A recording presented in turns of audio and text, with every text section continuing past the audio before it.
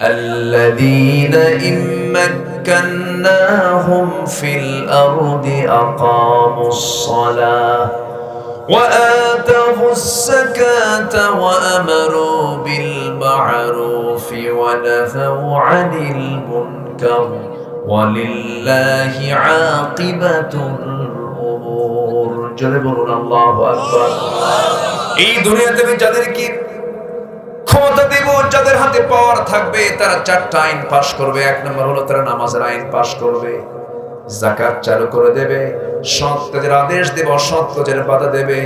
কিন্তু আজ পর্যন্ত কেউ কি এই চারটা আইন পাশ করেছে নাকি? আসতে বলবেন না, কেউ কি এই চারটা আইন পাশ করেছে নাকি? পাশ করবেই বা কেমনে? কারণ সে নিজেই তো নামাজ পড়ে না। আমি কি ভুল বলছি? আমি কি ভুল বলছি? যে নেতা আমাকে জাহান্নাম থেকে বাঁচানোর পরামর্শ দেয় না, যে নেতার দলীয় প্রোগ্রামে গেলে নামাজের কোনো কর্মসূচি থাকে না, যেই দলের কাজ করতে গেলে আমাকে পর্দার ব্যাপারে কোনো বক্তব্য দেয় না, পর্দার ব্যাপারে আমাকে সতর্ক করে না, যে নেতা আমাকে জাহান্নাম থেকে বাঁচানোর জন্য নসিহত করে না, যে নেতা আমাকে নামাজের জন্য বলে না, যে নেতা আমাকে ইসলাম মেনে চলার জন্য বলে না, সেই নেতা তো আমার দুনিয়ার কোনো কল্যাণও আসবে না, আখিরাতে কল্যাণ তো হবে না, সে হবে জাহান্নামের কারণ। ইয়াওমা নাদউ কুল্লা উনাসিন বিইমামিহিম, হাসরের ময়দানে প্রত্যেক ব্যক্তিকে তার নেতা সহ ডাকা হবে। এই জন্য নেতা নির্বাচন করতে গিয়ে সাবধানতার দরকার আছে না নাই? আসতে বলবেন না, আছে না নাই? যে নেতার কাছে গেলে আমার চরিত্র নষ্ট হয়ে যাওয়ার সম্ভাবনা আছে, যে নেতা আমাকে নামাজের জন্য বলে না, যে নেতা আমাকে পরকালের জন্য ভয় দেখায় না, সেই নেতাকে আমরা কখনো মানতে যাব না। তিনি হবেন আমার নেতা, যার চেহারার দিকে তাকালে আমার নবীর কথা মনে হয়ে যায়। তিনি হবেন আমার লিডার, কারণ এই দুনিয়া ছেড়ে আমি যখন চলে যাব, আপনি যখন চলে যাবেন, আল্লাহর সামনে যখন হাজির হয়ে যাব, সেই দিন সব কিছুর ফয়সালা হয়ে যাবে, সমস্ত কিছুর বিচার কার্যক্রম শুরু হয়ে যাবে। সেই বিচারের দিন মান তাশাব্বাহা বিকাওমিন ফাহুয়া মিনহুম, দুনিয়াতে যার সঙ্গে যার মুসাব্বা ছিল, সম্পর্ক ছিল, তার সঙ্গে হাসর নাসর হয়ে যাবে। এই জন্য বন্ধু নির্বাচন করতে গেলেও সাবধানতার দরকার আছে না নাই? আমার আপনার জীবনে বন্ধু কারা হবে? কোরআন এক জায়গায় পরামর্শ দিচ্ছে, ইন্নামা ওয়ালিয়ুকুমুল্লাহু ওয়া রাসূলুহু ওয়াল্লাযীনা আমানুল্লাযীনা ইউকিমুনাস সালাহ। জোরে বলুন আল্লাহু আকবার। নিঃসন্দেহ বান্দারা, তোমাদের এক নম্বর বন্ধু হবেন কে? আসতে হয়। এক নম্বর বন্ধু হবেন কে? কারণ আমার প্রাণটা কার হাতে? আমাকে সবচেয়ে দুনিয়াতে আমাকে সবচেয়ে বেশি ভালোবাসেন তিনি কে? সন্দেহ লাগে আপনাদের? আমার সবচেয়ে বড় বন্ধু কে? এবং আমার আল্লাহর সঙ্গে যে বন্ধুত্ব, এই বন্ধুত্ব কি ক্ষণস্থায়ী না চিরস্থায়ী? বউয়ের সাথে অনেকে চুপচাপ আছে, হুজুর কিছু কব না। দুনিয়ার যত সম্পর্ক আছে, বাবা বলেন, ভাই বলেন, বোন বলেন, স্ত্রী বলেন, সন্তানাদি বলেন, পৃথিবীর যত সম্পর্ক, সকল সম্পর্ক হলো ক্ষণস্থায়ী। মৃত্যু হয়ে গেল, সম্পর্ক শেষ হয়ে গেল। কিন্তু আমার মৃত্যু হলো, নতুন করে জীবন শুরু হলো। সম্পর্ক কার সাথে শুরু হলো? দিন শেষে তো কেউ আমার আপন না। এই দুনিয়াতে কত বন্ধু বান্ধব আমরা খুঁজে পাই। ওসমান রাদিয়াল্লাহু আনহুর মতো মানুষ মাঝে মাঝে চিন্তা করতে করতে, কবরের কথা চিন্তা করতে করতে সেন্সলেস হয়ে পড়তেন, কান্নায় ভেঙে পড়তেন, আর মাঝে মাঝে বলতেন, ও আমার বন্ধুরা, দুনিয়াতে কত বন্ধু তোমরা সময় দিচ্ছ, কিন্তু কবরে আমি একা একা কেমনে থাকবো? দুনিয়ার কোনো বন্ধু তো সেখানে খুঁজে পাবো না রে। এমন কঠিন একটা মুহূর্ত সবার সামনে আছে। এই যে আমরা এখানে হাজার মানুষ এখানে বসে আছি, আলোচনাগুলো শুনতেছি, হঠাৎ করে একজনের মৃত্যু হয়ে গেল। এতগুলো মানুষের মধ্যে একজনের মৃত্যু তো হতেই পারে, হতে পারে না? হতে পারে। এরকম বহু মাহফিল আমি গিয়েছি, মাহফিল প্রাঙ্গণে লাশ হয়ে ফিরেছেন অনেকে। লক্ষ মানুষের মাঝে এক লোক মারাও যেতে পারে। মৃত্যু হয়ে গেল যে কোনো এক একজনের ধরুন এখানে একজনের মৃত্যু হয়ে গেল, সর্বোচ্চ আপনি তার জন্য কি করতে পারবেন? কিছুই তো করার নাই।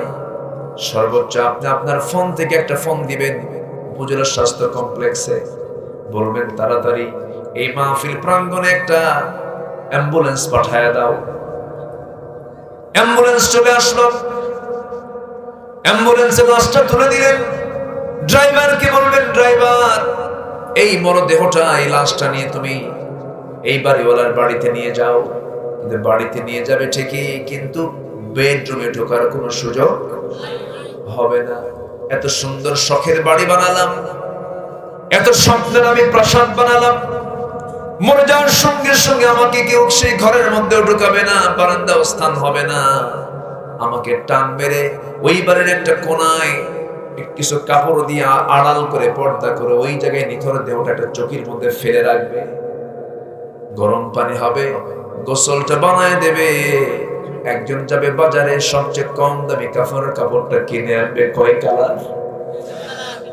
দুনিয়াতে হরেক কালার পরেছি, এই কালারটা পছন্দ হয় নাই, এক কালারের কাপড়টা হাজির করে ফেলবে।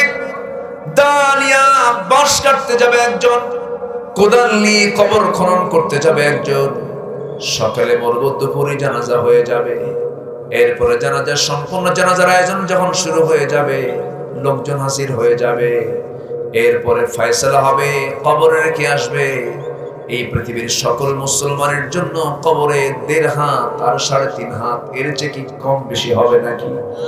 এর চেয়ে কি কম বেশি হবে নাকি? দিন শেষে কেউ আমার আপন না। ওই যে কবরে আমাকে রেখে আসা হলো, ওই যে দিন শুরু হয়ে গেল, দিন শেষে আমার একমাত্র কেবলমাত্র বন্ধুকে। আরো জোরে বলুন, কে আমার বন্ধু? আল্লাহ আমার বন্ধু। আল্লাহ ছাড়া কোনো উপায় নাই। এই জন্য আমাদের সবার টার্গেট হবে পাপকে আমরা নিয়ন্ত্রণ করব, পাপকে ছেড়ে দেব। আর বন্ধু বানাবো কাকে? আল্লাহ তাআলা আছেন কোথায়? কিছুই তো করেন না। আল্লাহ কোথায় আছেন? আরশ আজিমে আছেন, কিন্তু তার ইলম সব জায়গায় আছে না নাই? তিনি কি কম দেখেন নাকি? তিনি কি কম শোনেন নাকি? তিনি কি কম বোঝেন নাকি? সবচেয়ে বোঝেন তিনি বেশি, সবচেয়ে শোনেন তিনি বেশি, সবচেয়ে দেখেন তিনি বেশি, সব তিনি একমাত্র সবচেয়ে বেশি দেখেন। আমার আল্লাহ তাআলা এত সূক্ষ্ম ভাবে আমাকে আপনাকে দেখেন। তিনি একটা আয়াতে বলছেন, ওয়া ইয়ালামু খাইনাতাল আ'য়ুনি ওয়া মা তুখফিস সুদূর। তিনি তো সেই মহান প্রভু যিনি তোমার চক্ষু কি খেয়ানত করছে, তোমার অন্তরে তুমি কি গোপন করে রেখেছো, সব তিনি জানেন। সব জানেন কে বলেন? আল্লাহ জানেন। অতএব আল্লাহকে ফাঁকি দেওয়া যাবে না। আমার আপনার জীবনের সবচেয়ে বড় রাজসাক্ষী কে? কে রাজসাক্ষী? সব তিনি দেখেন। এই জন্য কাউকে ফাঁকি দেওয়া যাবে না। সবাইকে ফাঁকি দিতে পারলাম, আমি আল্লাহকে ফাঁকি দিতে পারবো না। এই জন্য সবার আগে আমরা বন্ধু হিসেবে গ্রহণ করবো এক নাম্বার কাকে? আসতে বলবেন না কাকে? আমি কি আলোচনা চালাবো? কারো কোনো আপত্তি নাই তো? জোরে বলি ইনশাআল্লাহ। এক নাম্বার বন্ধু হবেন কে? তিনি তো অনেক দূরে আছেন, তার ইলম সব জায়গায় আছে না নাই? আছে। যদিও তিনি দূরে আছেন, কত দূরে তিনি আছেন একটু মনোযোগ দিয়ে শুনবেন, কথাটা একটু গুরুত্ব দিয়ে শুনবেন। আমরা যেখানে বসে আছি এটা হলো দুনিয়া। এই দুনিয়া থেকে দিনের বেলা আমরা উপরের দিকে তাকালে আমরা সূর্য দেখতে পাই। সূর্য বড় না পৃথিবী বড়? বলেন। অনেক বিরক্ত হচ্ছেন নাকি আপনারা? অনেক রাগ হয়ে গেছে। বিরক্ত হচ্ছেন না তো? বলি আলহামদুলিল্লাহ। সূর্যকে শুধু বড় না, অনেক বড়। আমরা তো প্লেটের মতো দেখতে পাই, যেন একটা জাস্ট প্লেট, কিন্তু প্লেটের মতো চোখে দেখতে পারলেও কিন্তু সূর্য তো প্লেটের মতো শুধু বড় নয়। এই পৃথিবী 50 কোটি 10 লক্ষ বর্গ মাইলের দুনিয়া। 50 কোটি 10 লক্ষ বর্গ মাইলের এই দুনিয়া 13 লক্ষ জোড়া দিলে যে বড় হবে, একটা সূর্যের সমান হবে 13 লক্ষ দুনিয়া। যেরকম সুবহানাল্লাহ। ওই সূর্যের চাইতে বড় হলো তারকাগুলো, যে তারকাগুলো আমরা রাতের বেলা মিটি মিটি করে জোনাকির মতো জ্বলতে দেখি। একটা তারকা আছে বেটেল জুইস, এই সূর্যের চেয়ে, যে সূর্য পৃথিবী থেকে 13 লক্ষ গুণ বড়, সেই সূর্যের চাইতে একটা বেটেলজুইস তারকা আছে সূর্যের চাইতে 33 কোটি গুণ বড়। জোরে বলি সুবহানাল্লাহ। আগে ছোটবেলায় শুনতাম, ছোট যখন ছিলাম 7 বছর 8 বছর 10 বছর বয়স, হুজুররা বলতেন সর্বনিম্ন যে জান্নাত দেওয়া হবে সেই জান্নাতটা হবে 10টা পৃথিবীর মতো একটা জান্নাত। বাড়িতে আব্বাকে প্রশ্ন করতাম, আব্বা এত জায়গা আল্লাহর কই? একজনকে যদি 10টা দুনিয়ার মতো একটা জান্নাত দিয়ে দেয়, এতগুলো জায়গা আল্লাহ কোথায় রেখেছেন? কিন্তু যখন একটু বড় হয়ে দেখলাম, আকাশের দিকে তাকালাম, আফালা ইয়ানজুরুনা ইলাল ইবিলি কাইফা খুলিকাত ওয়া ইলাস সামাই কাইফা রুফিআত। কি সুন্দর করে আল্লাহ তাআলা আসমান বানিয়েছেন। এই বেটেলজুইস তারকাটা ওই পৃথিবী থেকে 33 কোটি গুণ বড়।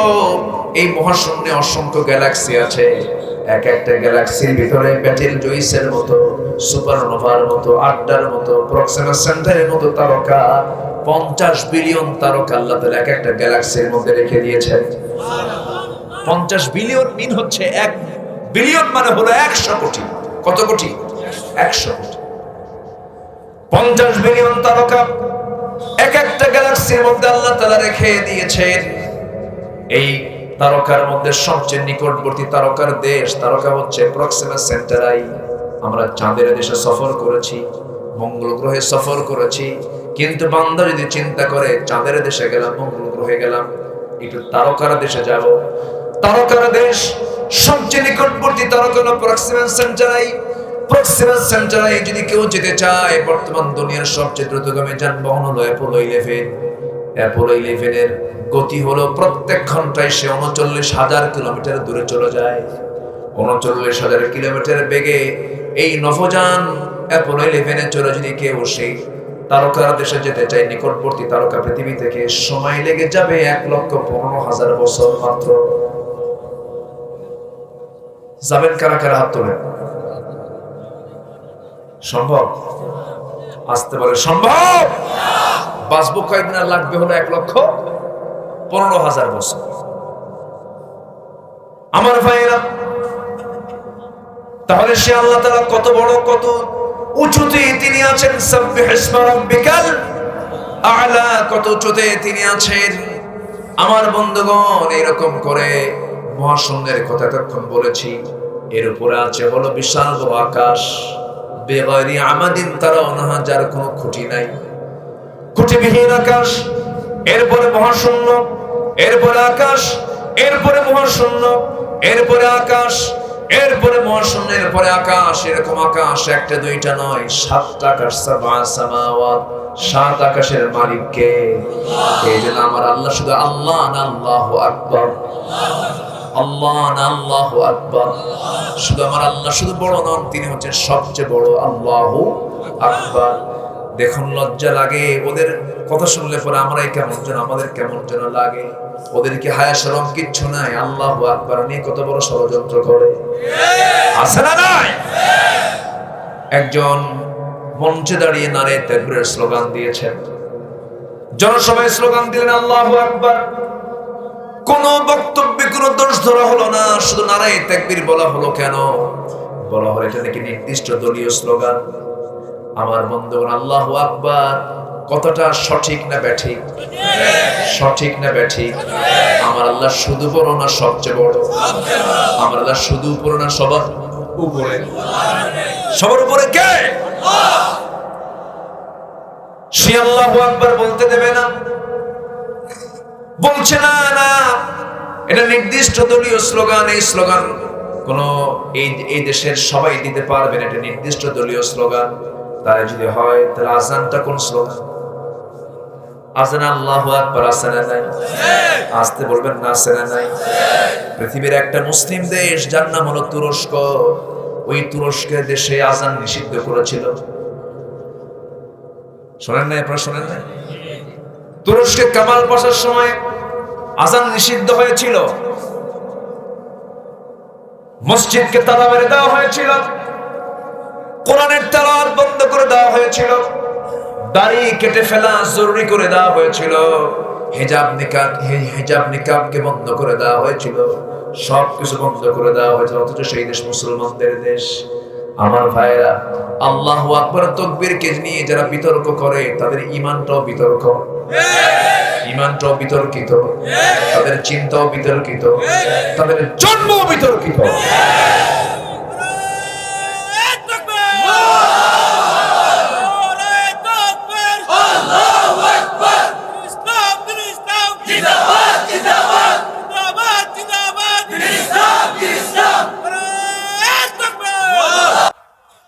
আমার বুঝে আসে না, ওরা নারে তাকবীর আল্লাহু আকবার শুনলে ওদের গায়ে জ্বলাপোড়া করে কেন?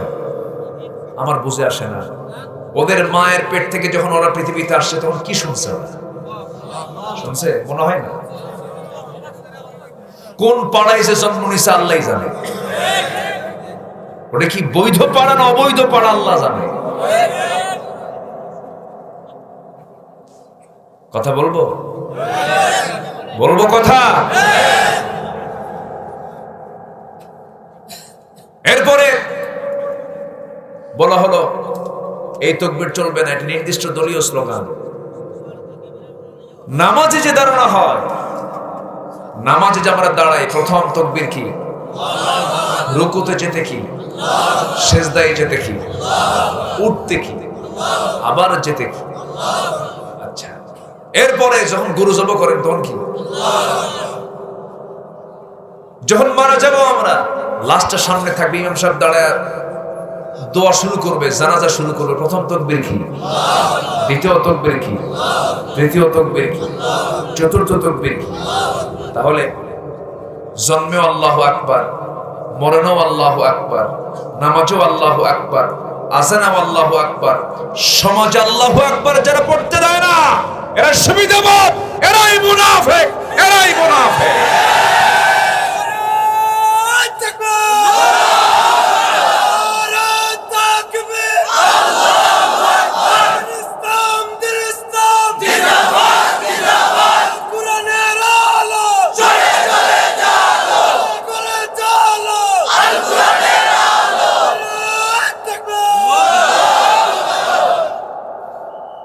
সম্মানিত ভাইয়েরা, রফিক ভাই কিতা খবর? ভালো আনি?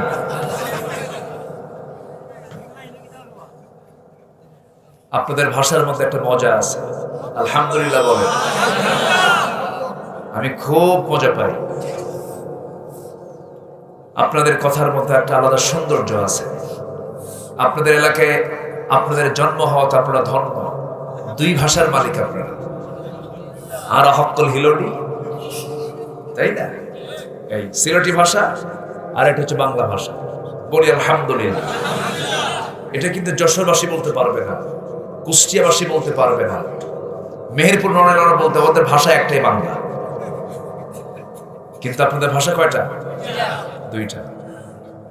যখন অন্য এলাকার লোক বেশি কিছু বলবে তখন আপনাদের ভাষায় মেরে দিবে, 14 গোষ্ঠী উদ্ধার যা বলে দিলেন। খুব সুন্দর আপনারা, বলি আলহামদুলিল্লাহ। সূরা শুরা, সূরা শুরা, শুরা মানে হলো পরামর্শ। শুরা মানে কি? আমার দেশে একটা জাতীয় পরামর্শের জায়গা আছে, তার নাম কি? সংসদ। এটাকে আরবিতে বলা হয় শুরা। একটা সূরার নাম শুরা, একটা সূরার নাম হলো পার্লামেন্ট। অথচ সেই পার্লামেন্ট নিয়ে ইসলাম যে কত কথা বলেছে, কিন্তু মুসলমানের সেই চিন্তাই নাই, আলেমদেরও সেই চিন্তা নাই। কিছু আলেমরা আছে, শোনেন, আগে তো মানুষ যেত, এখনো মানুষ যায় আলেমদের কাছে, হুজুর দোয়া করেন। কিন্তু আমি কি বলি জানেন? আপনাদের জন্য আমরা দোয়া না করে উল্টা আপনারা আমাদের জন্য দোয়া করেন, আমরা যেন ঠিক হই। সমস্যা আমাদের মধ্যে বেশি, যা আমি লক্ষ্য করে দেখছি। ও কয় এটা হারাম, ও কয় এটা হারাম, ও কয় এটা নাজায়েজ। মানে এখন শুরু হয়েছে, সন্ত্রাসী তো আছি সব দিকে, এখন শুরু হয়েছে ফতুয়ার সন্ত্রাস। আছে না নাই?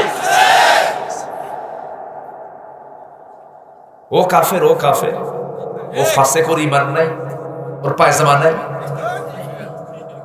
এগুলো আছে না নাই? অথচ ইসলাম মুসলমানকে দেখতে চাই শত্রু না বন্ধু? মুসলমান পরস্পর কি শত্রু না ভাই? ইন্নামাল মুমিনুনা ইখওয়া, মুমিনরা হলো পরস্পর ভাই ভাই। ফাসলিহু বাইনা আখাওয়াইকুম, তোমাদের মধ্যে যদি কোনো শত্রুতা থাকে ইসলাহ করে ঠিকঠাক হয়ে যাও। কার কথা? একজন এদিকে ফতোয়া দিচ্ছে, আরেকজন ওদিকে আরেকটা উল্টা ফতোয়া মারতেছে। যে কথা আউটডোরে না সে কথা যে কথা ইনডোরের কথা সেটা আউটডোরে মেরে দিচ্ছে। যে কথা বলতে হবে ভিতরে ভিতরে, ভাই আপনার এই দোষটা হচ্ছে, এই ভুলটা হচ্ছে, আপনি একটু সংশোধন করে নেন। উনি মাইকে এসে একদম হাটে হাড়ি ভাঙলো। কোথায় হাড়ি ভাঙলো? এটা উচিত না। সম্মানিত ভাইয়েরা, আজকে ফতুয়া দিতে গিয়ে যদি আমাদের ভ্রাতৃত্ব নষ্ট হয়, এটা কেমন হলো? তা ভ্রাতৃত্ব নষ্ট করা যাবে? যাবে না। একজন নাভিতে হাত বাঁধে, আরেকজন বুকে হাত বাঁধে, দুটোই জায়েজ। আপনি হাতেও নাভিতে হাত বাঁধতে পারেন, বুকেও হাত বাঁধতে পারেন। অথবা যদি কেউ নাও বাঁধে তাও সমস্যা নেই। মক্কায় আমি নামাজ পড়তেছি, মক্কায় তো আমার সঙ্গে কয়েকজন হাসি বাংলাদেশি, ওরা নামাজ পড়তেছে। হঠাৎ করে একজন বলে, হুজুর ওর আবার কি নামাজ, ওর তো হাত নাই, ও তো নিয়তি বাঁধে না, ইনসায় আছে এরকম। আমি বললাম কি হয়েছে? হুজুর ওর তো নামাজ হবে না। তুই ওর কোন মুফতি হইলি? এখানে হুজুর নাই? মানে আমার দেশের সবাই ডাক্তার, সবাই মুফতি, ঠিক কিনা? দেখবেন একজন আরেকজনকে প্রশ্ন করবে, কি খবর, তোমার কি অবস্থা? ভাই আমার অসুখ, ভাই গ্যাস। তুমি অমুক ওষুধটা খাও, যাও। আসলে নাই।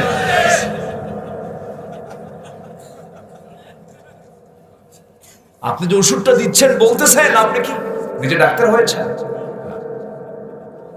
দেখেন না চৌরাস্তার মোড়ে, বিভিন্ন চৌরাস্তার মোড়ে কিছু হকার থাকে, ওর ওষুধটা বেচার জন্য কি ফতুয়াটা মারে দেখেন। আমার এই ওষুধ খেলে পরে, মানে পৃথিবীর যত রোগ আছে সব রোগের নাম নিয়ে বলে, মরা ছাড়া সব আছে না নাই? শেষ হয়ে গেল, সব শেষ হয়ে গেল। আল্লাহ তুমি আমাদের মুসলমানদের পারস্পরিক মহব্বতকে তুমি আল্লাহ বাড়িয়ে দাও। বিগত 10, 12, 15 বছরে যে মামলা হয়েছে, স্বাধীনতার 50 বছরে কি এত মামলা হয়েছে? এতে খুব মহব্বত। আলহামদুলিল্লাহ, যাদের অন্যায় করা মামলায় যারা মাজলুম হয়ে মানবতার জীবন যাপন করছে, তারা তাদের স্ত্রীর হক থেকে বঞ্চিত হচ্ছেন, বাপমার হক আদায় করা থেকে বঞ্চিত হচ্ছেন, সন্তানরা বাবার আদর থেকে বঞ্চিত হচ্ছে। প্রত্যেকটি অপরাধের একটা একটা করে পাই পাই বিচার আমার আল্লাহর আদালতে তোমার হয়ে যাবে। হবে কিনা বলেন? সব মাফ হবে, হক মাফ হবে না। হক নষ্ট করবেন, মাফ হবে না।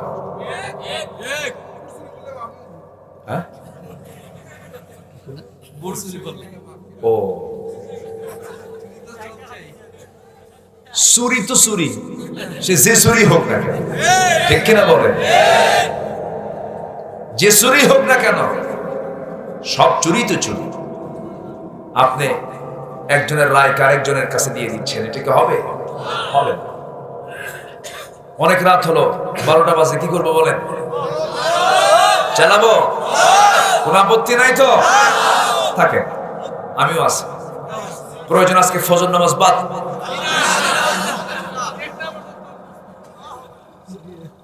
খুব ভালো, খুব ঠান্ডা না? খুব ঠান্ডা পড়েছে। হ্যাঁ, আজকে কম, বেশি ছিল কোন দিন? আজকে প্রচুর ঠান্ডা তো আমার মনে হচ্ছে। এক চুল পরিমাণ অনেক ঘামি নাই। ওয়াশ করলে ঘাম হয়, ঘেমে যায়, কিন্তু মনে হচ্ছে আমার ঠান্ডা লাগতেছে। প্রচন্ড ঠান্ডা। চতুর্দিকে পাহাড়, তো পাহাড় না, পাহাড়ি অঞ্চল একটু ঠান্ডা বেশি থাকে। আমি গত পরশুদিনও আমি ঢাকাতে ফ্যান চালায় ঘুমাইছি। ঢাকা তো গরম, ঢাকায় তো ঠান্ডা আসে না। সম্মানিত ভাইরা, তাহলে 1 নম্বর কাজ হলো আমরা পাপকে ছেড়ে দেব। জোরে বলি ইনশাআল্লাহ। বাপ মাকে ভাত দেব না, আস্তে কয়, বাপ মার খেদমত করবো না, বড় চাকরিজীবী বাপ মাকে দেখবো কখন? কাজের লোক একটা পাঠায় দিয়ে বলবো তুই খেদমত কর। এরকম কি হয় না? আসতে বলে আছে না নাই? একটু কান লাগাবেন। যত পাপ পৃথিবীতে আছে এর মধ্যে সবচেয়ে বড় পাপ হলো হক লঙ্ঘিত গুনাহ। হক লঙ্ঘিত কোনো গুনাহ করা যাবে না। আল্লাহর হক আছে না নাই বলেন? পিতামাতার হক আছে না নাই বলেন? বান্দার হক আছে না নাই বলেন? আছে। আল্লাহর হক হলো কি? আল্লাহ তাআলা বলেছেন এক জায়গায় সূরা নিসার ভিতরে এসেছে, ওয়া'বুদুল্লাহা ওয়া লা তুশরিকু বিহি শাইআন ওয়া বিল ওয়ালিদাইনি ইহসানান ওয়া বিযিল কুরবা ওয়াল ইয়াতামা ওয়াল মাসাকিন। জোরে বলুন আল্লাহু আকবার। আল্লাহর হক হলো তোমরা ইবাদত করবে কার? হুকুম মেনে চলবে কার? বিধান মেনে চলবে কার? নাম্বার 2 হলো তোমরা কি করবে? অবিল ওয়ালিদাইনি ইহসানা, পিতামাতার হক তোমরা আদায় করবে। আল্লাহর হক হলো আযান হয়ে গেছে, কাজ আগে না নামাজ আগে? কাজ আগে না নামাজ আগে? দেশে কয়েকদিন আগে কোন যেন একটা পরিবহনে বাধ্যতামূলক করে দিয়েছে, গ্রিন লাইন মনে হয়, গ্রিন লাইনে বাধ্যতামূলক করে দিয়েছে আযান হবে, গাড়ির চাকা বন্ধ থাকবে, নামাজ হবে। আলহামদুলিল্লাহ বলেন। এইরকম তাহলে গ্রিন লাইন নামাজকে কি করছে? কায়েম করে দিয়েছে, কায়েম করে দিয়েছে। আমার গাড়িতে উঠবা, আযান হবে, কোনো তালবাহানা চলবে না, গাড়ি থামবে, নামাজ হবে। ভালো, এটা যদি সত্য হয় ভালো। আমার ভাইয়েরা, ধরুন একটা গ্রামের মাতব্বর, গ্রামের নির্দিষ্ট কিছু নিয়ম কানুন থাকে, সেই নির্দিষ্ট নিয়ম কানুনের মধ্যে যদি বলে ফেলে এই গ্রামের যত যুবক আছে, যাদের প্রাপ্তবয়স্ক, যারা প্রাপ্তবয়স্ক আছেন, এই গ্রামের কন্ডিশন হলো নামাজের সময় কাউকে বাইরে থাকা দেখা যাবে না, নামাজটা পড়তে হবে। কিছু হলেও দায়িত্ব পালন হলো কিনা বলেন? হয়ে গেল। প্রত্যেকটা অফিসের কর্মকর্তা যার হাতে ক্ষমতা আছে, 300 জন কর্মচারী, গার্মেন্টসের মালিক 50,000 কর্মচারী কাজ করে একটা গার্মেন্টসে। ধরুন এমডি বলে দিল আমার গার্মেন্টসে চাকরি করতে গেলে মুসলমান হলে পরে তাকে নামাজ পড়তেই হবে, আল্লাহ তাকে মাফ করে দিবেন।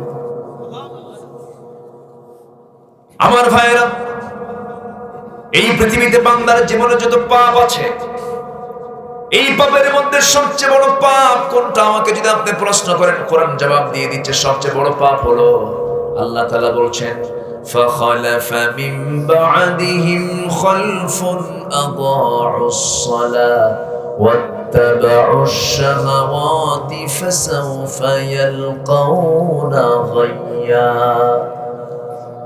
এই দুনিয়াতে যারা দুইটা কর্ম করে যাবে তাদেরকে আমি আল্লাহ শুধু জাহান্নাম দেব না, জাহান্নামের গর্তের মধ্যে আমি তাকে ঢুকাবো।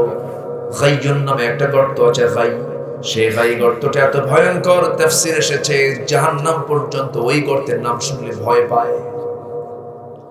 সেই গাই নামক গর্তের মধ্যে কোন বান্দাকে ঢোকানো হবে? সেই বান্দা যে বান্দা নামাজকে নষ্ট করে। কথা কি বোঝা যায়? নামাজ আমরা নষ্ট করব না।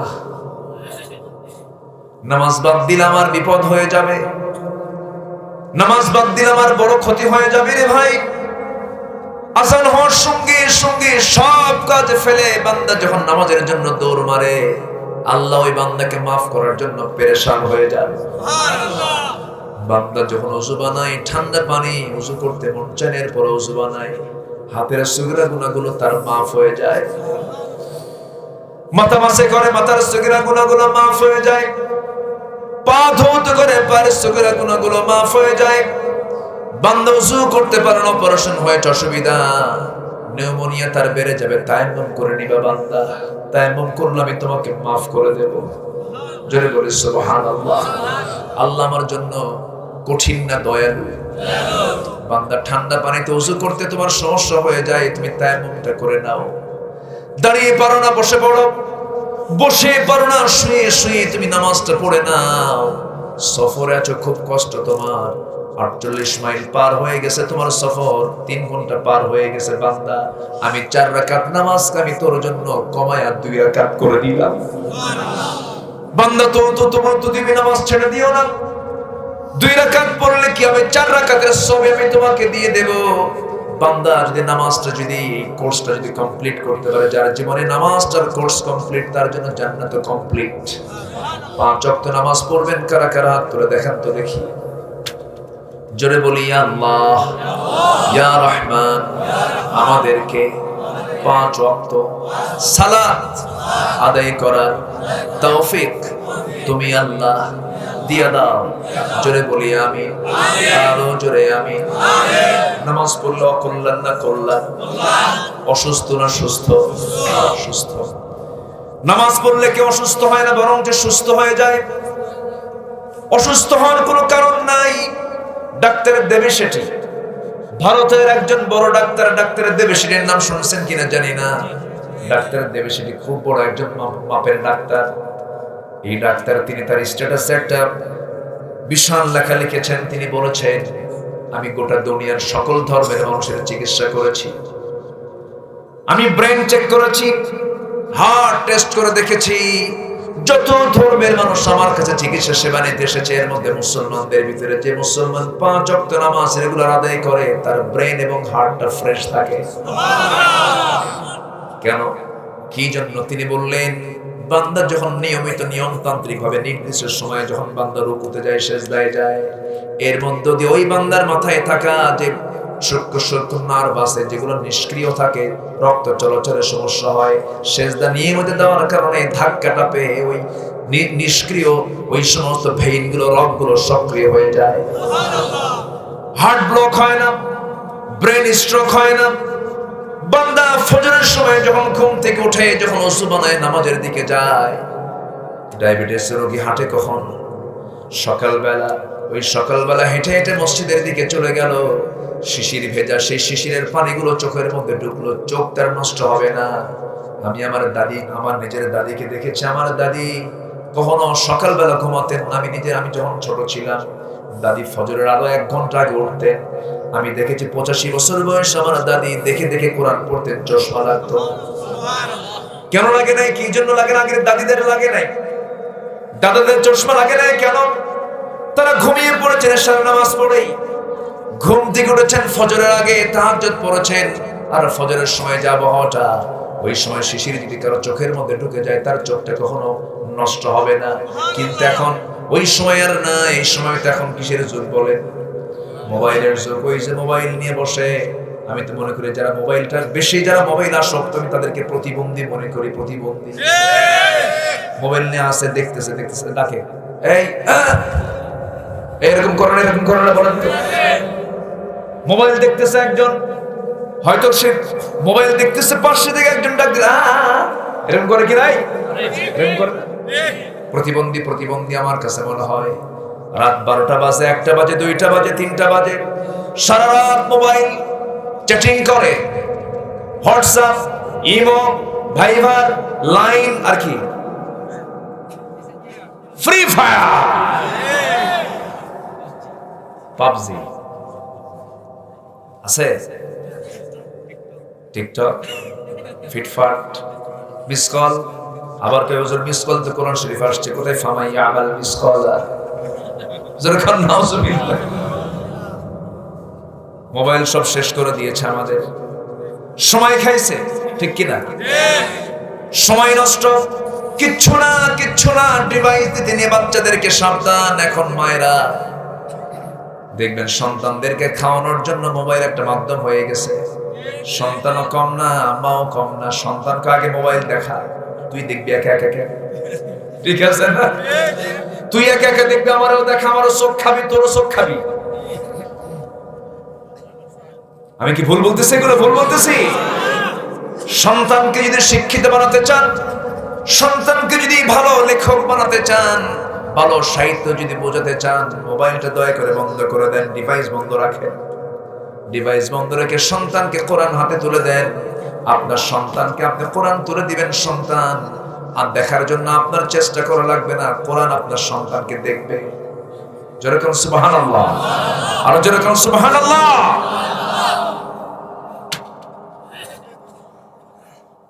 সবাই কি নামাজ পড়তে রাজি আছে তো? নামাজ পড়তে রাজি আছে তো ইনশাআল্লাহ? নামাজ ছেড়ে দেওয়া যাবে না, খারাপ কোন কাজে যাওয়া যাবে না। বান্ধবী আছে নাকি যুবকরা? হ্যাঁ, চুপচাপ হুজুর ওই পয়েন্টে যায় না। যার বান্ধবী নাই আরেক বন্ধু আবার বলে তোর একটা জীবন হলো এটা। যার জীবনে একটা গার্লফ্রেন্ড নাই সে কি মানুষ? ও যে আরেক কাউয়া হয়ে বসে আছে, ওটা খেয়াল নেই। আছে না নাই? বান্ধবী একজন হবে, সে হচ্ছে স্ত্রী। সে কি স্ত্রী ছাড়া কোনো বান্ধবী কোনো পুরুষের জীবনে থাকতে পারে না। বান্ধবী থাকা মানে জাহান্নাম।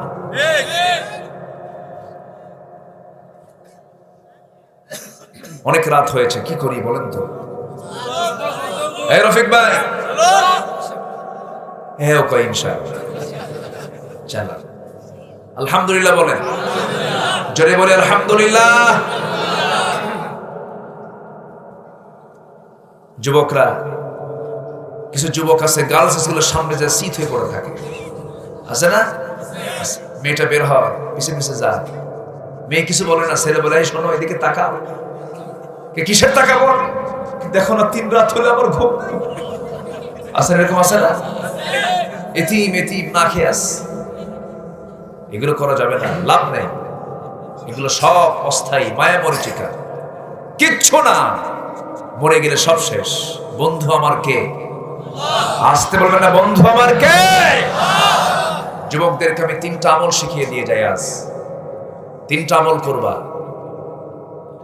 তোমার রুটি রুজি রিজিকের দায়িত্ব আমার আল্লাহ নিজে নিয়ে নেবেন। যুবকরা বলবো বলবো নাম্বার 1 হলো তোমার রিজিকের ব্যাপারে কোনো টেনশন থাকবে না। তোমার রিজিকের দায়িত্ব আল্লাহ নিজে নিয়ে নেবেন। নাম্বার 1 হলো তাড়াতাড়ি বিয়ে করো। কি মনে ভুল কিছু কইছে মনে হয়? বিয়ে করে নাও। একা একা নাকি? আরেকজনকে বাড়িতে অনুমতি নাই, বাড়িতে অনুমতি নাই। হ্যাঁ, বাবাদেরও কিছু দোষ আছে, বাবাদেরও কিছু দোষ আছে। কিছু ছেলে আছে খুব ভালো, 5 ওয়াক্ত নামাজ পড়ে, মেয়েদের দিকে তাকায় না, বেহায়াপনার দিকে যায় না। যৌবনের উন্মাদনা তো কাজ করতেই পারে। বাবাকে এসে বলে, বাবা আজকের ফিতনার যুগে আমার তো বয়স হয়ে গেছে, বাবা আমাকে একটু বিয়ে করাও। কিছু বাবা আছে চোখ এরকম বড় আছে না, এবং ধমক মেরে বলে কিসের বিয়ে রে? আছে না নাই? কিন্তু আপনি তাকে যে ধমক দিচ্ছেন, আপনার ওই ছেলেটা যদি জেনার কাজ করে, তার আমল নামাজ আপনার আমল নামায় আসবে। চিন্তার দরকার আছে না নাই?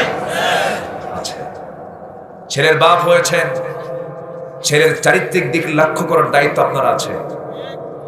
মেয়েকে পড়াচ্ছেন, ইন্টার্নি এমবিবিএস শেষ করতে করতে 40 বছর পার হয়ে গেছে, এখনো বিয়ে হয় নাই। আছে না নাই? আছে না নাই? 50 বছর পার হয়। এই দেশে যে শিক্ষিত, যে যত বড় শিক্ষিত, তার বিয়ে হতে সময় কম লাগে না বেশি লাগে? বেশি লাগে। শিক্ষিত হতে গিয়ে যদি বিয়ে করতে লাগে 50 বছর, ওই শিক্ষার দরকার নেই।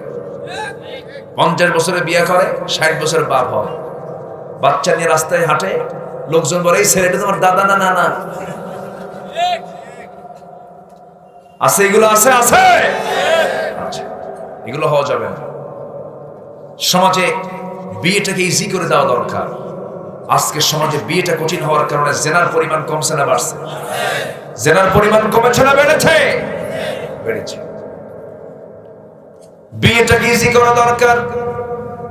সমাজ থেকে জেনা বন্ধ করার বড় মাধ্যম এটাই হতে পারে, বিয়েটাকে সহজ করে দেওয়া। কিন্তু মেয়ের বাপরাও কম দুষ্ট না। মেয়েকে বিয়ে দেবে, শর্ত দিয়ে দেয়, ছেলে কিন্তু মঙ্গল গ্রহে অফিস থাকা লাগবে। আছে না নাই?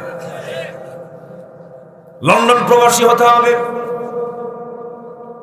আমেরিকান সিটিজেনশিপ পেতে হবে, বড় বড় কন্ডিশন দিয়ে দেয়। শেষ পর্যন্ত মেয়ের বিয়ে হয় 90 বছরের বুড়ার সাথে। এ আছে না নাই?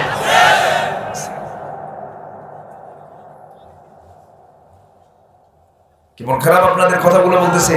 আমি কি অবাস্তব বলছি না বাস্তব বলছি?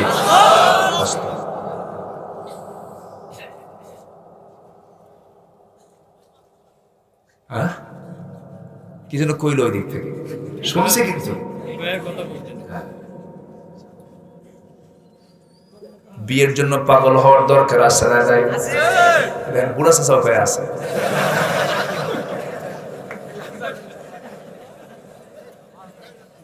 কষ্ট পাচ্ছেন আপনারা?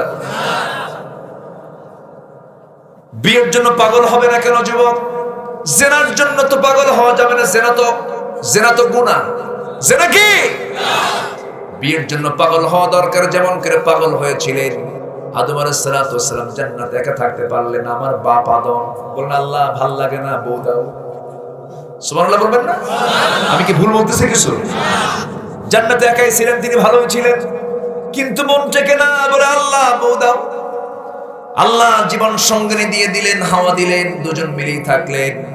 কিন্তু দুজন থাকতে থাকতে মিস্টার ইবলিসকে দুজনের মধ্যে পেঁচ লাগায় দিল। ফাওয়াসওয়াসা লাহুমা, দুজনকে ওয়াসওয়াসা দিয়ে দিল। জান্নাতের পোশাক খুলে গেল। আল্লাহ বলছেন, যাও দুনিয়াতে চলে যাও। দুনিয়াতে পাঠিয়ে দেওয়া হলো। আমার বাবা আদম পড়লেন শ্রীলঙ্কায়, আমার মা হাওয়া পড়লেন জেদ্দায়। দুজন দুই জায়গায় পড়ে গেলেন। দুজন দুই জায়গায় থাকলে কি কষ্ট কম না বেশি? বিয়ে হওয়ার পর স্বামী এক জায়গায়, বউ আরেক জায়গায়, কষ্ট তো বেড়ে যাওয়ার কথা। ঘুম হয় না, টেনশন হয়। বারবার দোয়া করছেন, আল্লাহ আমার বউটা কোথায়, আমার হাওয়া কোথায়? হাওয়া বলে, আমার স্বামী আদম কোথায়, আমার স্বামী আদম কোথায়? 300 বছর কান্নাকাটি করতে করতে করতে করতে স্বামী তার স্ত্রীর জন্য পাগল, স্ত্রী তার স্বামীর জন্য পাগল। আল্লাহ সাক্ষাৎ ঘটায় দিলেন আরাফাতের ময়দান। জোরে করুন সুবহানাল্লাহ। হাজিরা সব যায় কোথায়? পৃথিবীতে এমনই নোংরামি করা যাবে না, হালাল পন্থায় সবকিছু করতে হবে। যুবক, নাম্বার 1 তোমার এই সিদ্ধান্ত আগে নেওয়া দরকার। জীবিকার দায়িত্ব আমার আল্লাহ নিয়ে নিয়েছেন, কোনো টেনশন করবে না। অনেকে বলে, হুজুর বিয়ে করে বউকে খাওয়াবো কি? বউকে হাতি নাকি? রাসূল বলেছেন, দুজনের খাবার 4 জন খাও, একজনের খাবার 2 জন খাও। হারামের কোনো আরাম নাই, হালাল জীবন গ্রহণ করো, সুখ শান্তি পাবা, আরাম পাবা। নাম্বার 2 হলো বাপ মার সঙ্গে সুন্দর আচরণ করবা। রিজিক তোমার অবারিত চলে আসবে, রিজিকের কোনো টেনশন তোমার থাকবে না। কোনো সমস্যা হবে, দোয়ার ভান্ডার মার কাছে গিয়ে বলবা, মা আমার জন্য একটু দোয়া করো। বন্দুকের গুলি মিস হয়, কিন্তু মার দোয়া, বাবার দোয়া কখনো মিস হয় না। জোরে করুন সুবহানাল্লাহ। বাপ মার পাও ধরবা তুমি। কোনো ভুল হয়ে গেছি, সোজা গিয়ে মার পা ধরে বলবো, মা ভুল হয়ে গেছে, তুই আমারে মাফ করে দে মা। একজন ইয়েমেন থেকে একজন মুসলমান, একজন যুবক গিয়ে হজ করতে গিয়ে আব্দুল্লাহ ইবনে ওমরের সঙ্গে দেখা, বলছেন, ভাই আব্দুল্লাহ ইবনে ওমর, তুমি ওমরের ছেলে আব্দুল্লাহ, তুমি একটা ফয়সালা দিয়ে দাও তো। কি বলো? আমি সারা জীবন আমি আমার মাকে যত কোলে নিয়েছি, কোন শিশুকে আমি এত কোলে নেই নাই। আমার মার পেশাব পায়খানা আমি পরিষ্কার করে দেই। আমি কি আমার মায়ের কোন ঋণ শোধ করতে পেরেছি নাকি? সঙ্গে সঙ্গে আব্দুল্লাহ ইবনে ওমর বলছেন, ও আল্লাহর গোলাম, তুমি কি বলো? তোমার মায়ের ঋণ কেমন করে তুমি শোধ করতে পারবা?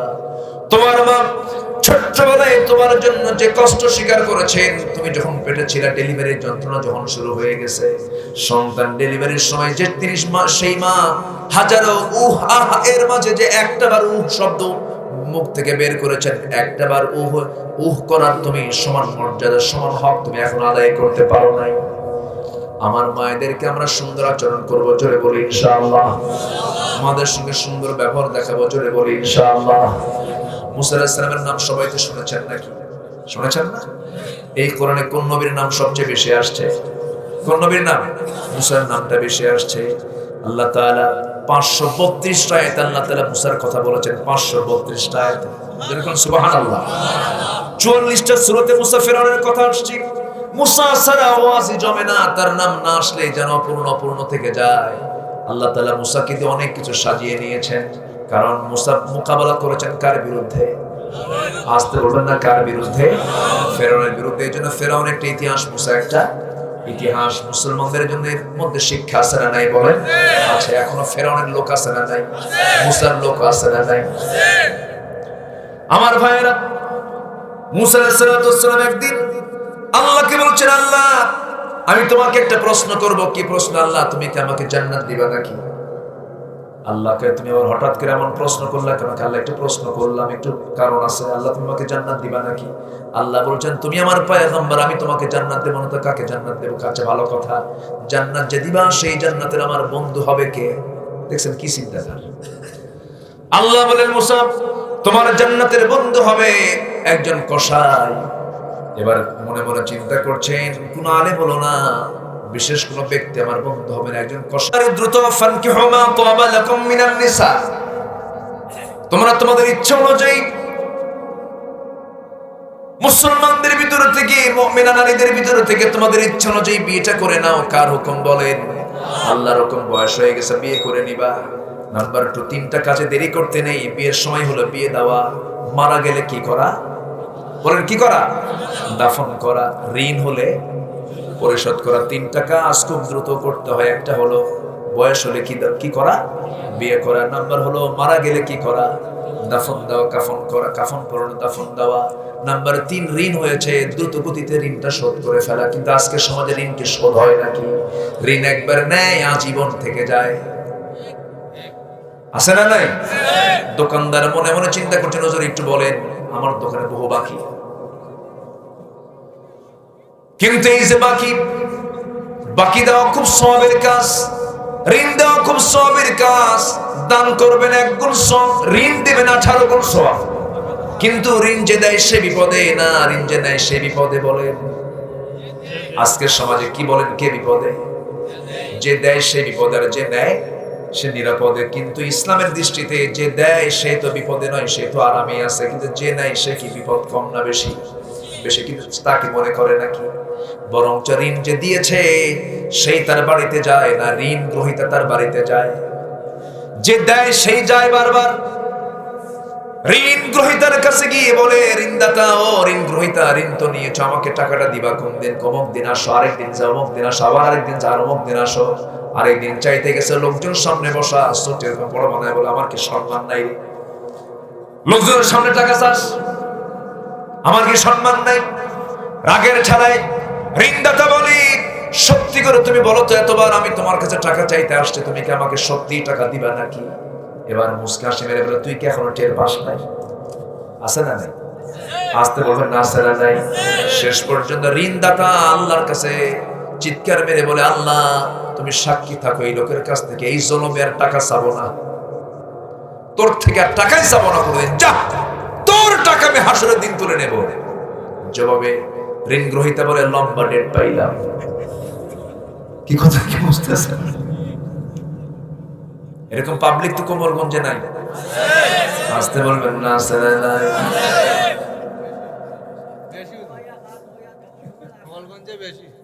সব জায়গাতে কোমলগঞ্জের দোষ নেবেন কেন? আমরা ভালো নাই, তোমরা ভালো হয়ে যাবো। জোরে বলি ইনশাআল্লাহ। নাম্বার 3 হলো, জীবনে কাউকে ভয় পাবে না যুবকরা। ও যুবক, তোমার জীবনে ভয়ের জায়গা একজন, তিনি কে? এই 3টা কাজ করবা, তোমার রিজিকের ফয়সালা কে করে দিবেন? আল্লাহ করবেন। সূরা শুরার মধ্যে আল্লাহ তাআলা 7টা কাজের কথা বলেছেন। এতক্ষণ ধরে আমি আলোচনা করছিলাম, পাপকে আমরা নিয়ন্ত্রণ করব, নাম্বার 1। নাম্বার 2 হলো রাগ নিয়ন্ত্রণ করব। কি? রাগ নিয়ন্ত্রণ করব। রাগ যার থাকবে তার ঈমান ঝুঁকিপূর্ণ কিনা বলেন? যার রাগ বেশি তার ঈমানটা ঝুঁকিপূর্ণ কিনা বলেন? দেখবেন কথায় কথায় তালাক মারা কিছু স্বামী আছে না নাই? কত যে তালাক দিছে আল্লাহই জানে। বউ যে কোন দিন নাই তাও জানে না। আছে না নাই? সকালে মারে, বিকেলে মারে, সন্ধ্যায় মারে। আছে না নাই? আখিরি জামানায় এমন একটা সময় আসবে যে সময় নিজেকে, নিজের বউকে সে বউ মনে করবে, কিন্তু বউয়ের সঙ্গে তার জেনা হবে, মানে তালাক হয়ে গেছে, কিন্তু সে নিজেই জানে না। আছে না? এরকম বহু পরিবার আছে না নাই? তালাক মাইরা আমাদের কাছে ফোন দিয়ে বলে, হুজুর কাম তো সারছে হুজুর। এরকম আছে না? কি হয়েছে হুজুর? বলে, হুজুর তালাক তো দিছে। কেমন করে? হুজুর বউরে তো 3 তালাক মারছে, শাশুড়ি শুদ্ধা তালাক দিছে। আছে না নাই? এজন্য রাগকে নিয়ন্ত্রণ করতে হবে। والذين يجتنبون كبائر الإثم والفواحش وإذا ما غضبوا هم يغفرون। আল্লাহ বলছেন পাপকে নিয়ন্ত্রণ করো, পাপকে ছেড়ে দাও।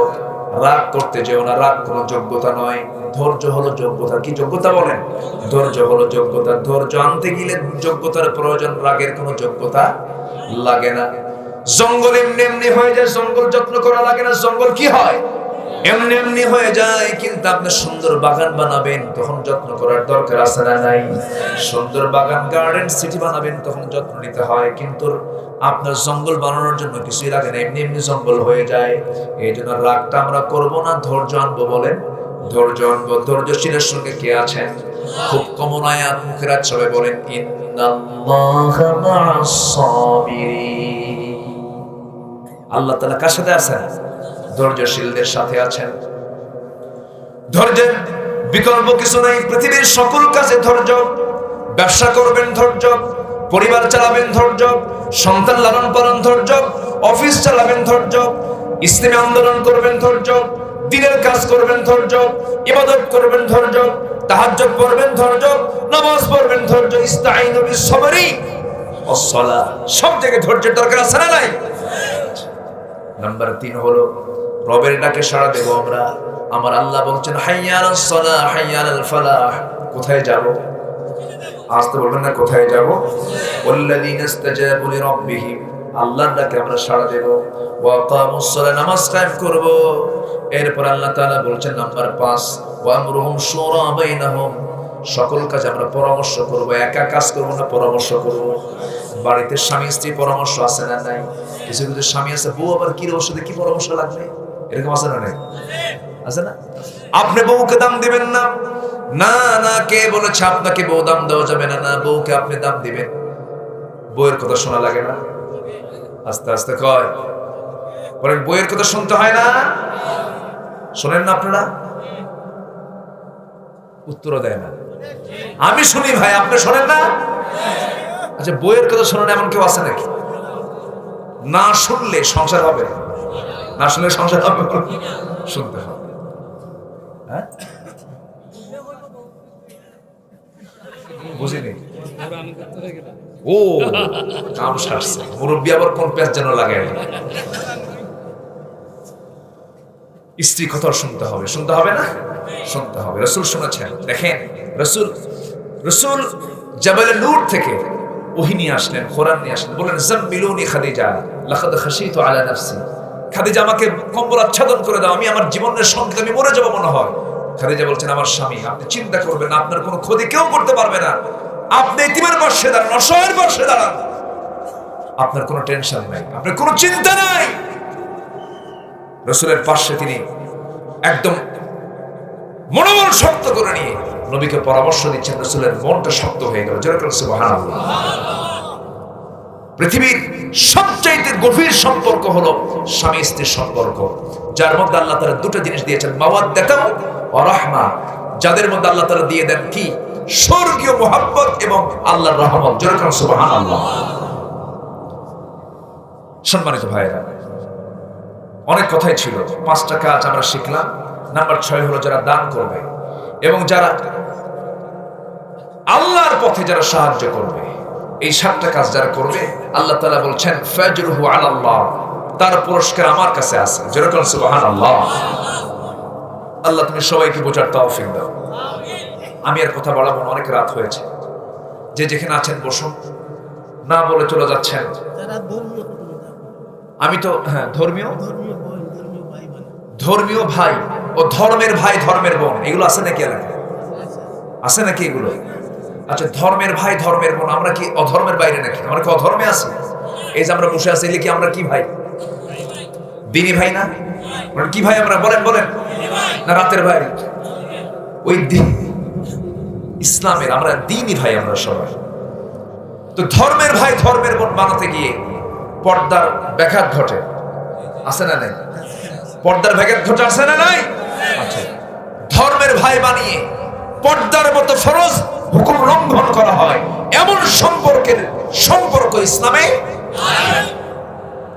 উত্তর দিয়ে দিলাম। জি, নারায়ে তাকবীর। নিজের ভাইয়ের খবর রাখেন, নিজের বোনের খবর রাখে না। বাপ মারা গেছে, বোনকে সম্পত্তি বুঝে দেয় না। এরকম লোক তো কমলগঞ্জে নাই। এ যায় কে ভাই, বসেন বসেন, না বলে মারে দৌড়। বসেন, রাগ করতেছেন নাকি আপনারা? এই ধমকে কিন্তু রাগ করে নেই, এটা মোহাম্মদের ধমক। বসেন, জানি তো সাফসুপ আসছে, বুঝতেছি এত রাতে তো এরকম হবেই। আমি একটু ধমক দিচ্ছি কেন, আপনার ধমকে যেন কেউ না ওঠে। বসে, কি যেন বলতেছিলাম? হ্যাঁ, নিজের বোনকে সম্পত্তি দেয় না, আছে না? বাপ মারা গেছে, এক যুগ হয়ে গেছে, ভাই বোনের অংশগুলোতে ধান লাগায়। এখানে কি ধানের জমি নাকি এগুলো? জমিতে ধান লাগায়। বাপ মারা গেছে এক যুগ, আপনার বোনের অংশে যে আপনি ধান লাগাইছেন, সেই ধান লাগালেন, আপনি বোনের কি অনুমতি নিয়েছেন? বোন লজ্জায় কিছু বলতে পারে না। বোন বছরে 2 বার দাওয়াত দেয়, 2 ঈদে দাওয়াত দেয় আর পিঠা খাওয়ার সময় দাওয়াত দেয়। মাঝে মাঝে আসে, পিঠা টিঠা খাওয়ায় বলে বোন মাঝে মাঝে আইসো। বোন লজ্জায় বলে না যে ভাইটা আমাকে জমি বুঝেও দেয় না। শেষে আবার কি করে যেন মাঝে মাঝে ওয়াজও করে ভাই বোনের কাছে, বোন শোনো, অংশ নিলে কিন্তু ধ্বংস হয়। কি ফতুয়া দিয়ে দিল! এরকম কিছু ফাঁকিবাজ ভাই আছে না? নাই? আমার এই ওয়াজ যদি মায়েরা শুনে বলবে হুজুর ভালো করে কর, আমার ভাইয়ের খুব প্রবলেম।